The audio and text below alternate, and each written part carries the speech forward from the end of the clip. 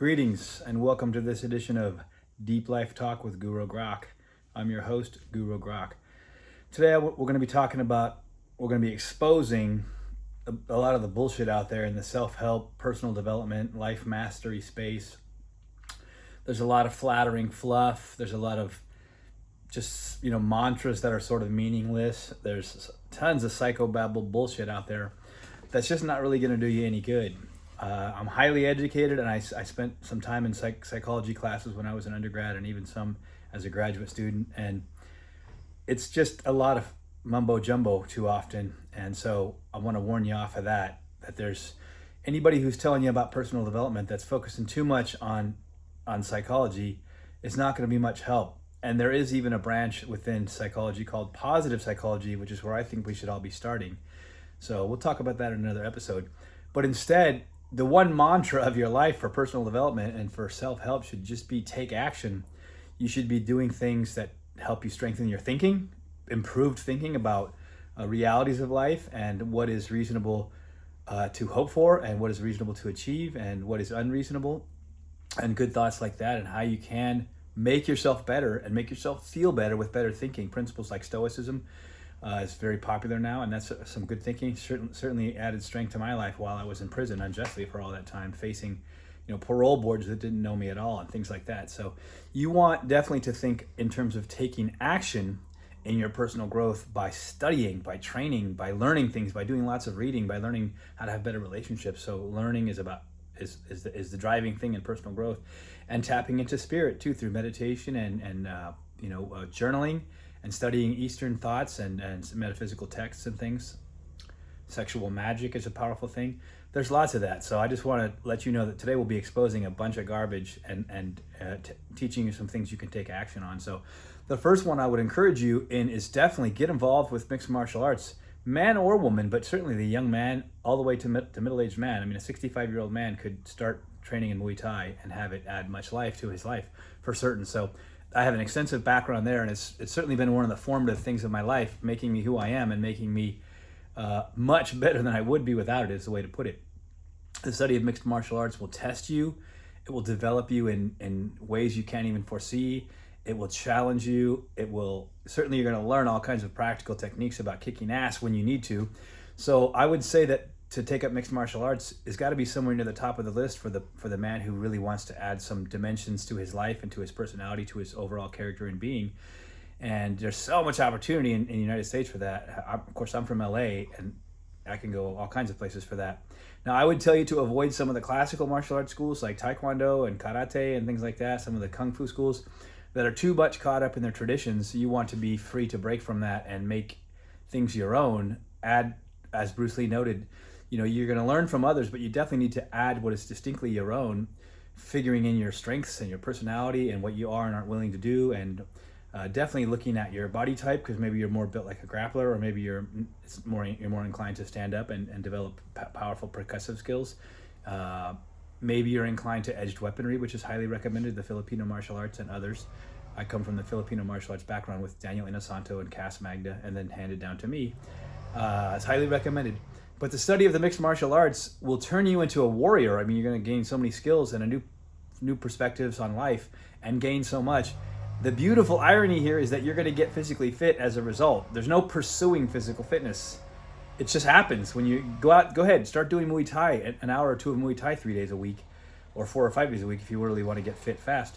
And before you know it, the body fat's gone. You've got new muscles and new flexibility and new skill sets and new wind. Your cardio strength will go that way because you're going to suck some serious wind if you're doing Muay Thai. So I just want to encourage you in that. That's actionable advice to you. Get involved with mixed martial arts. It'll change your life. And that's not some mantra about flattering yourself, telling yourself, reading a book called You Are a Badass, which is just flattery. You have the potential to be a badass. You can become a badass, but you're probably not one yet. So unless you've been pursuing these things for a long time. So my encouragement is to do actionable things, and that's a great example of that. So the next thing I would say is definitely to take up some resistance training. In the physical training sphere, you definitely want to take up resistance training first. It's the most important. Is the cardio important? Of course. And are there all kinds of studies about how those who run a few days a week or even just jog, do they have lower incidence of heart attacks. There's studies saying that kind of thing, but I already know for a fact that the highest return on investment is for you to start lifting heavy shit off the floor, start doing proper weight training, resistance training.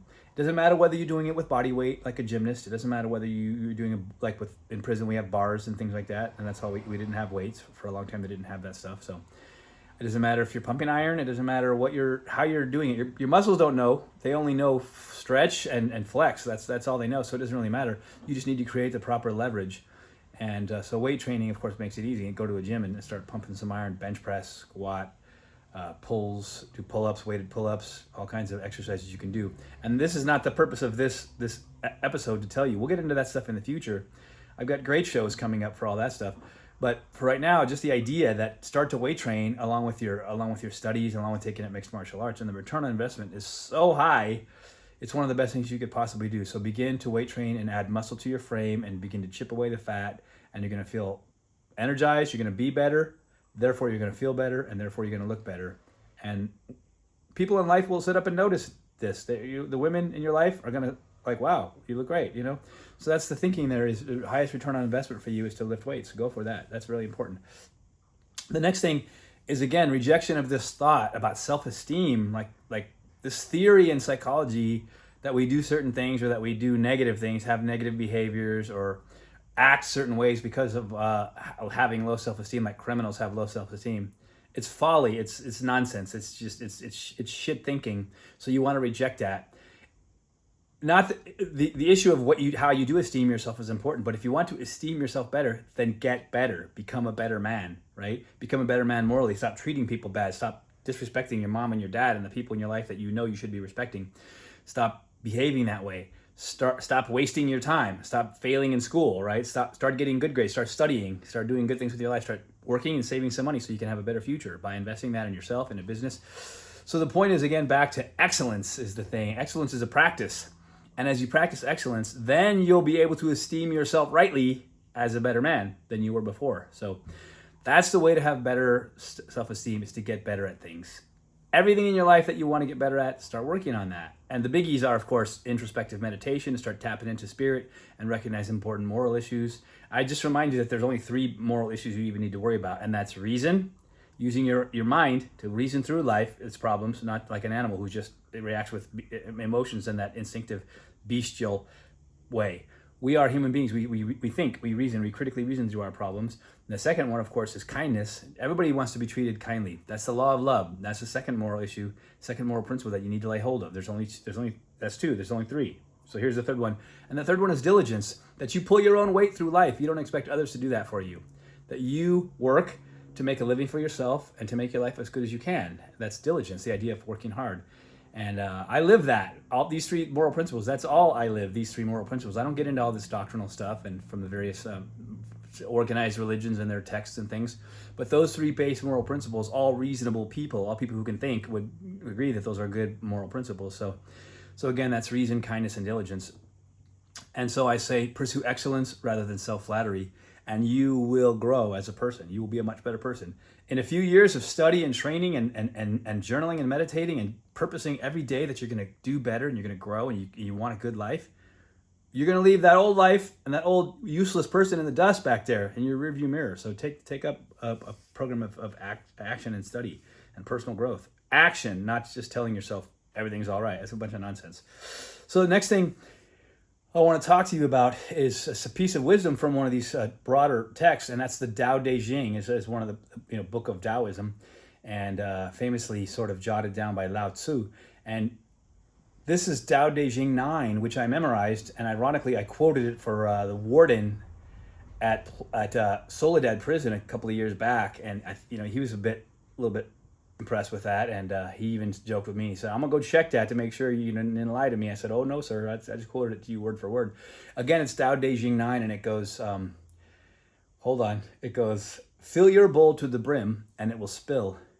Keep sharpening your knife, and it will blunt. Chase after money and security, and your heart will never unclench. Worry about people's approval, and you will be their prisoner. Do your work, then step back. The only path to serenity." And now I will grab my little Tao Te Ching. This is the one I had in prison. And I will read to you my notes. The first note is from way back years ago. I didn't even note the date here, and it said that is what I shall prove to my generation and the millennials too, that one can generate great wealth, but can do so without worrying about it, without this chasing after it, which is it's just a mindset. And then there's another note from January 21st of 2021, and then I wrote, I love this. Do your work, then step back daily. Those words were such an encouragement to me, while I was in prison, and especially the way that I summarized it there. Just every day I just took to studying and some training a few days a week. And I, of course, had my sports. I love sports. I'd play a lot of handball, some basketball, a little bit of volleyball here and there. Did my strength training on the bars and did plenty of walking and talking with guys, lots of time for that in prison. But I regarded that as my work at the time, just my personal growth and my journaling and things. And each day I was focused on those things. Then I would step back and just rest. The point of the passage really is that you don't control the outcomes. All you can control is the inputs that you can do. I'm building my YouTube channel. I'm building a blog, and I'm studying all these tech things that I had no idea about because I was in prison I didn't have tech, right? So that's my daily work, and I can't get caught up in worrying about the outcomes. I'm just growing all the time, and I'm building a thing that hopefully one day will have its returns, profits to me, people who come to me because they want to grow and they want to learn, and they want to study with me, and they want to train with me. I'd like to open my school one day, which will be called the Spartacus Dojo, and it will be indeed a very badass place to learn and train and study and grow into a truly superior human being. You can see the smile on my face. I can't even help but get excited about it. I'm so excited about that for the future. But the Tao Te Ching 9 is just talking about, not overdoing things, right? Not filling your bowl all the way to the brim or you're going to spill some. Not sharpening your knife so much that then you start to blunt the edge again. It's about knowing that perfection can be the enemy of what's good enough. And it's understanding these kind of things, that to do too much is not a good thing. Learn to do the right amount and learn to do your inputs and not worry about the outcome. You don't control that. You're not in control of everything. So the best you can do is your faithful input side of it, to build something, to build your business, to build yourself, to build your mind, to strengthen your body, to tap into spirit, to become a deeper, better, well-rounded man who's sexy as fuck. Chicks dig a well-rounded man. They don't want some dipshit. They don't want a lunk who's got no brain. They don't want a geek who's got no muscle. They don't want somebody who's not tapped into spirit, who's just an ogre, who's a troll, who's not woke, who's an asshole. All these men that have been hurting women for these years, and the Me Too movement is a totally legitimate response to that. Not that they haven't gone overboard too, but men have hurt women, and that's a horrible thing.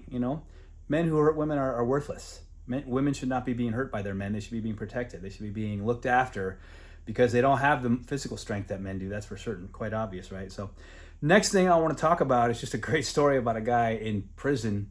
And I met this guy within a couple of days of arriving from Pleasant Valley Prison to Soledad Prison. So this would be right at the end of 2016. And then early 2017, I was out on the yard.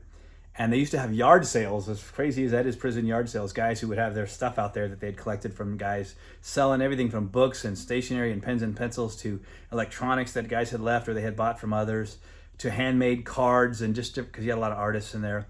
And so this guy, Bear, his name is Randy, but he had the nickname Bear. He later became my cellmate, and we had a little friction in the cell, and I ended up just kicking that guy out. But he's a character. But this guy was a real hustler, typical prison hustler. He had this big old yard sale spread there. He was the guy, buy it low and then try to sell it high, and that's kind of how he got by.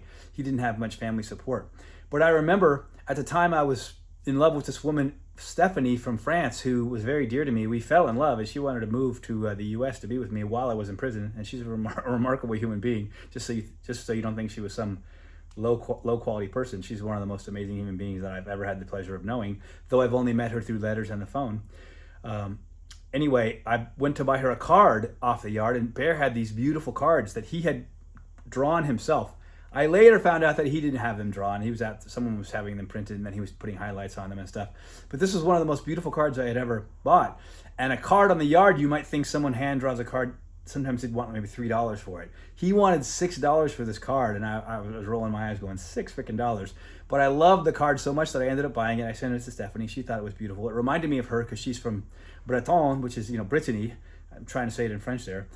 She's from Brittany, so it was like a fairy. Fée is the word in French for fairy, and it reminded me so much of her that's why I chose that card. I'd never seen anything so beautiful like that, so I bought that card. But Bear was the typical hustler.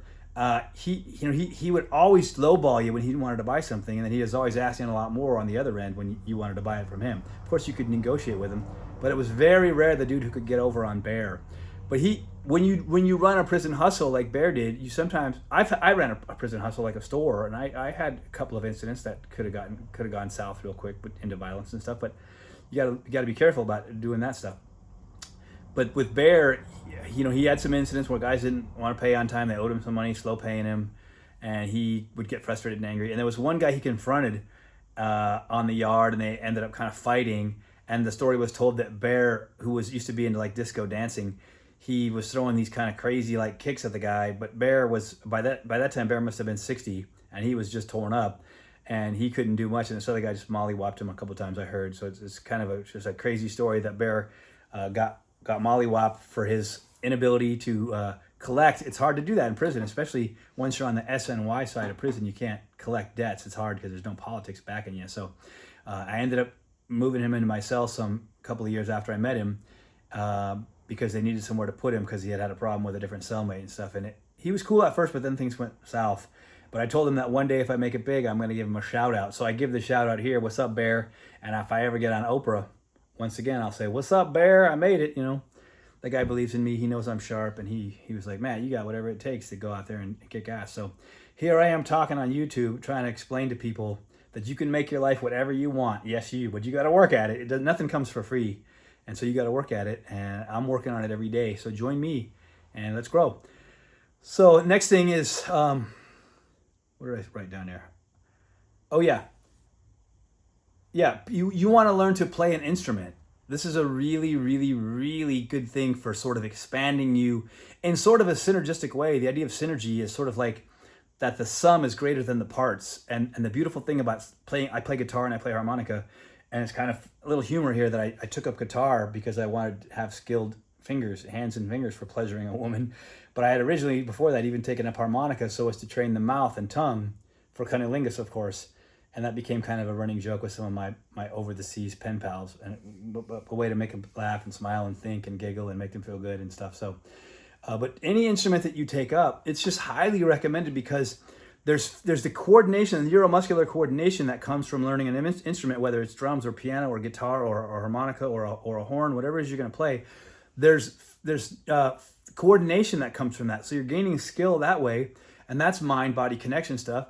And also, any study of music theory is going to sharpen the mind because it's complicated stuff, and you can get some of it. Even if you're just kind of playing by ear, you're going to think through those things too. So even to just listen and be able to one of those really gifted people who can play by ear really well is still taxing and training the mind and expanding your skill set mentally. So, and then finally, the joy, that tapping into spirit. Music has a spirit to it, right? And as you select songs that you love or that you've heard or that you want to learn for various reasons, you will also be strengthening that good side of the spirit of this universe and the good spirit in you.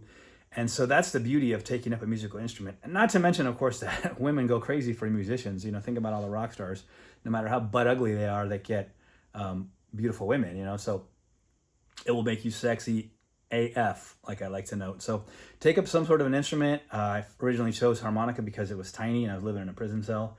Guitar's not too big either. They weren't going to let me put a piano in there, or a drum set. So those two instruments made sense for me. But choose something that tickles your fancy, or choose something that you research out and you decide based on your reason and good thinking, or maybe it's something that you would do to honor your parents wanted you to study piano when you were a kid. You're like, I don't want to, Mom, and now you would do it to make her happy. For whatever you reason it out as, just the study of a musical instrument will expand your horizon, expand you as a man, and add life to your life for sure. So definitely encourage you with that. And here's another final thought here really is that so much overthinking goes on in this life. It's unbelievable how many people just start overthinking things. I mean, I'm just going to quickly talk about going to the gym, right? You got so many people who are so worried about their routine, and you don't need to worry. When I was first lifted weights at like 9th grade, and then I went into high school, and so I'm a sophomore and started taking weight training very seriously. The coach taught us bench press, squat, and we didn't really even pull. We just mostly pushed. Bench, squat, some deadlifts, some power exercises like power clean and jerk kind of a thing. That's pretty straightforward stuff. Compound exercises, regular periodization, 3 days a week. I would always try to PR on Monday after the 2 days of the rest of the weekend. Progressive resistance, you're adding weight as you get stronger all the time, and you can get strong. I mean, me and a few of the other guys, I was able to get into the Red Ironman Club in just a couple of years, which was the strongest of us because I was just diligent and faithful about it. But I never overthought it. I did what the coach told me. Of course, we learned as vain young men to also do curls. We want to have biceps and this and that. But the strength moves for football are mostly going to be push, pull, lunge, deadlift, squat, those kind of things that are going to give you power for athletics like hip drive stuff. So you don't need to overthink it. I mean, you could go to the gym and watch somebody that's clearly knowledgeable, follow them around for a while, and mostly you're going to see them doing, again, the compound moves and things. Get a book, borrow a book from the library, go online and study these things out. But get started. Don't overthink it. Get started lifting, and you'll go a long ways with that. And there's also just tons of overthinking things. And then, like, there are thousands and thousands of self-help books have been published out there. And when I go yard sailing on the weekends, sometimes I find these self-help books out there. A self-help book, if it's really, really, really valuable, you really wouldn't ever find it at a yard sale. It'd be like a reference book, something you'd kind of go back to with some, to just refresh and remind yourself of some of the best thinking therein to encourage you again back to action. Take action, and that's the main message here. Don't flatter yourself. Don't get caught up with the mantras. You have to take action. Instead of just thinking. Of course, planning is thinking, and planning is good, and that kind of thinking is really good. You like planning out a workout. You don't go to the gym and then just look, well, that machine's empty, and go over there, or that there's nobody on that barbell. Stick with your barbells and your dumbbells, and go to your bench press, and then go squat and do some deadlift, and then if you want to do some pull-ups, good idea, some curls maybe, because you do want the biceps, no problem. But you should be busy getting going and not overthinking. Any self-help book that as soon as you get a sense of that it's encouraging you to overthink, or that they're overthinking things or belaboring silly points, ditch that and go and start reading. Go read Nietzsche. Go read the great philosophers from Greece and from Rome, and the great philosophers through the Middle Ages, and the great philosophers since the Renaissance, and the great philosophers of the last couple centuries, and have your eyes opened up to depth of thinking and depth of knowledge, and you will become a much stronger, a much better person. Become a warrior and a poet together. Warrior, poet. So I just wish you all the best, and I will continue to build the best content that I can to get you encouraged to become an incredibly superior man, a truly superior man. And you can find it here. We'll be branching out into some fun topics too in the future. But as always, I wish you, with this martial salute, strength and health, wisdom and wealth to you. Peace.